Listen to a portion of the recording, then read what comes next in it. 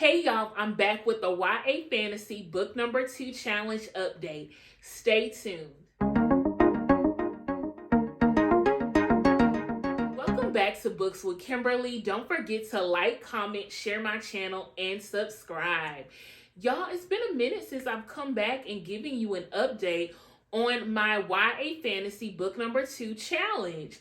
I started this challenge, for those of you who do not know, because there were a lot of YA fantasy book series that I started by Black authors, and I loved the first book or highly enjoyed it, but had not gotten to the second book in the series, and I really wanted to push myself to finish these series or continue these series to support Black authors in the genre of YA fantasy. I started off by reading A Psalm of Storms and Silence by Roseanne A. Brown, which was the second book in the duology, A Song of Wraiths and Ruin. Then I read Blood Like Fate, which was the second book in the series that started off with Blood Like Magic. That was another duology by Liselle Sambury. Then I went on to the Belle series by Dhonielle Clayton. I reread The Bells and then The Everlasting Rose. And still to come, I have to read The Beauty Trials, which is the third book in the series.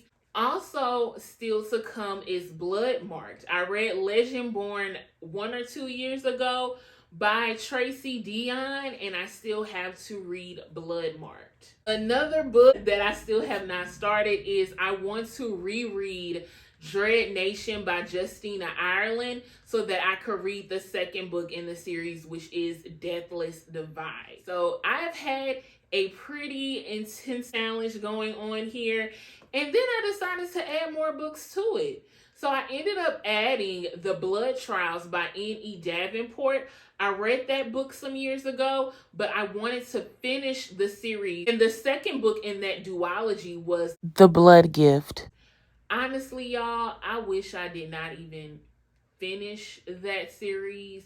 The Blood Trials was so dry and boring and did not hold my attention at all. The book started off with a very raunchy scene, and after that, her team just really fell to the background, and it was the Ikenna show. It was all about her and her blood gift, her and these long lost relatives, and her defeating all the enemies. She was set up to not fail. And I really didn't like that, because one of the biggest things they tell you in book writing is that your character has flaws. That's what makes them relatable. This was not a good book for me. I gave it 2 stars. I also added the duology This Poison Heart and This Wicked Fate by Kalynn Bayron. This Poison Heart started off so good. It was giving the Black girl magic that I did not get in Cinderella is Dead by Kalynn Bayron. I felt like the character was Black on the cover, but they didn't really talk about the Black experience. And maybe that's because that book was dated in Cinderella times, and it kind of had that thing going where they don't really talk about race. Everybody's the same, just different hues. In this book, sis was talking about twist outs, was talking about Medea, Tyler Perry, comparing Carter, one of the main characters, to Trevante Rose. Like, do y'all know how fine Trevante Rose is?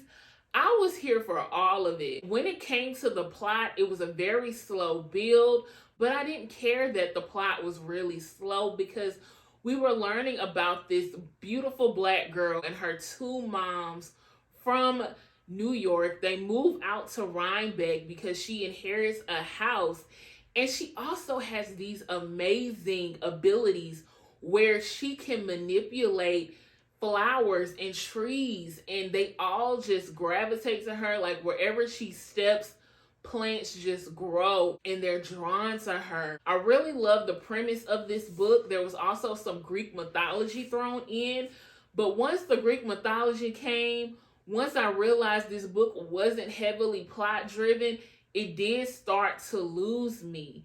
But I still wanted to continue reading the second book, because the first book ended on a cliffhanger with a huge tragedy happening.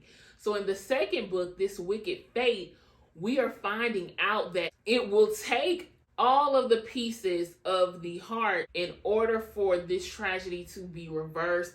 And so the whole book is about this journey. And I just think the journey was drawn out. The book didn't really pick up to the very, very end. I did not like the relationship between Bree and Marie. I thought it was kind of awkward because Marie has immortality. So she literally has been around for hundreds and hundreds of years. She's dated people's grandparents, and now you're dating a 17-year-old. And I don't care that you stop aging at 17. You still have lived a lot, seen a lot. Girl, what you gonna do with a 17-year-old? And it did not help that Bree was not given maturity. Both This Poison Heart and This Wicked Fate, I gave 3 stars. Not my favorite. A lot of plot holes, a lot of dragging things out, but I still think it was much better than Cinderella is Dead, and there were elements that I enjoyed in both books. And so overall, it was an okay series. Like, I didn't hate it. I just wanted so much more. I hope that the rest of the books I have to read on my list aren't disappointments. I have heard that Bloodmarked, the second book in the Legendborn series, is not as good as the first, and some people said they have not even finished it. But right when the book came out, people was like, oh my God, I love the series. I love the second book. So I'm curious if I like that second book and if some of the things that I wanted to see changed and developed, or if some of those changes are made in the second book. Also, when it comes to the Blood Trial series, because that second book was like a 2 or a 3 for me, I feel like usually book 3s just kind of keep going down, down, down. I really want to finish these YA fantasy books by Black authors, so I'm going to keep on pushing. Y'all, get down in those comments and let me know if you've read any of the books in this series. Also, let me know other Black YA fantasy books that you've read so I can keep adding to my list and we can keep shining light on those YA fantasy books written by Black authors. Thanks again for tuning in to a Books with Kimberly video.